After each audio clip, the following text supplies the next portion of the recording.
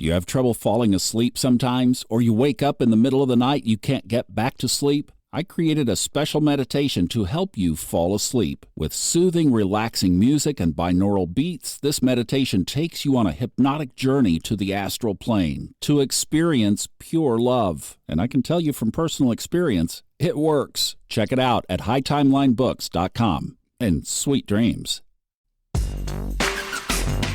Welcome to Scorpio season. Let's kick this off big time. Thomas Miller on the Fun Astrology Podcast. Hi, everybody. It's Tuesday, October 22nd. Scorpio season doesn't arrive until this evening, 6:14 p.m. Eastern Time, but we can pull the pumpkins out and start to celebrate already.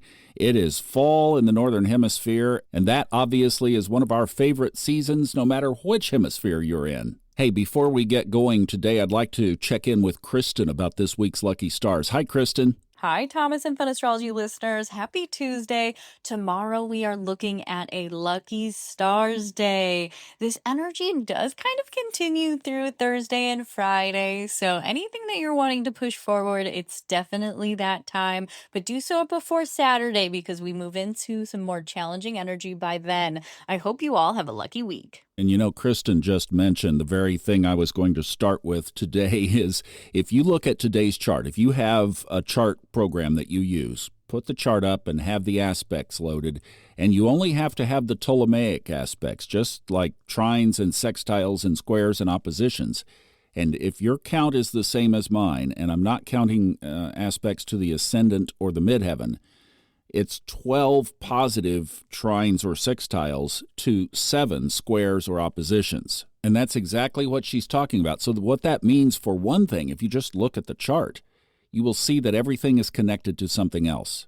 Typical structure for this kind of chart. In his chart patterns descriptions, Mark Edmund Jones would have called this a splay chart. And that's exactly what it is. You took all the planets, shook them up in your hand, and threw them at the chart, and this is what you get. But you remember when we were back in the spring and the first part of the year, how tight the energy was. Everything was so concentrated. It was like a flashlight beam. Here we have balance. We have symmetry. We have, like I said, 12 to 7. And then next week, it's probably going to flip and will be the other way around. More challenges than positives. And also, as far as exact aspects, it's pretty light this week, as we mentioned yesterday. There was one already this morning. It was Mercury in a trine, positive, to Saturn. It happened at 2:30 this morning Eastern. Favorable communication day. And we talk about often a grand trine. Well, that's 3 trines. It forms a triangle in the chart, and we have one of those today too.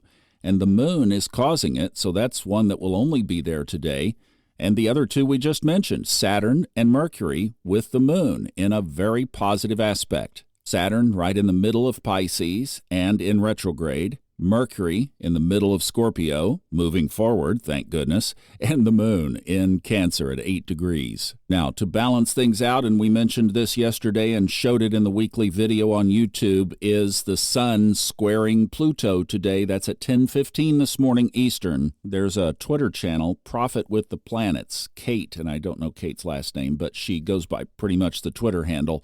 And she was saying, market drop, question mark, for this aspect? Well, we'll see. We've been building up to it for the last week, so it's nothing new, really. It just culminates today. Financial astrologers would interpret this on the negative side, for sure. But as we mentioned yesterday, it really also plays in very significantly to how these planets lie in your own chart. So you need to know where Pluto is. You need to know, of course, where your sun is. Then this square relationship is overlaid to the sun and Pluto, and that's how you start to interpret how it would affect you. For example, I'll just throw my own down. The sun is moving into and toward my Marsan tune, and it's within an 8-degree orb, so we would consider that conjunct.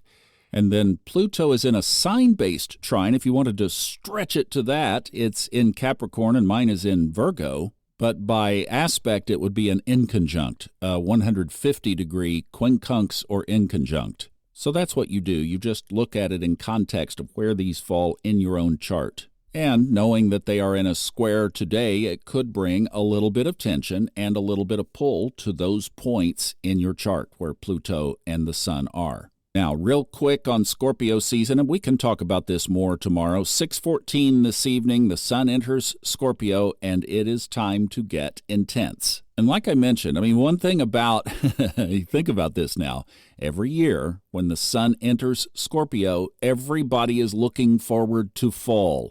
Depending on where you are, you may have already had a freeze or even some snow. But it's time for some fresh apple cider with cinnamon, putting pumpkins out and jackets on. And that's under the sign of Scorpio. And one of the things that a lot of people intensely and passionately love is this season of the year. And you know what else fall can be, and Scorpio is? It can be reflective. How has the year gone so far? What else would you like to get done before we celebrate New Year's Eve? Before we retreat into the shorter days of Sagittarius season, and the festivities of Sag season too, the holidays. Scorpio is that bridge between summer and winter. It's that time of year when the sky gives us permission and support to pull the covers off the deep stuff in our life. So as we fully move into fall, let's don't forget the opportunity to take a look at some things deep within and strategize for ways that we can elevate and jump on our higher timeline. That's one of the messages of Scorpio. We'll talk about some more in the morning. So thanks so much for listening. Hope you have a great day. I'll see you back tomorrow. Sending you lots of love. Bye-bye.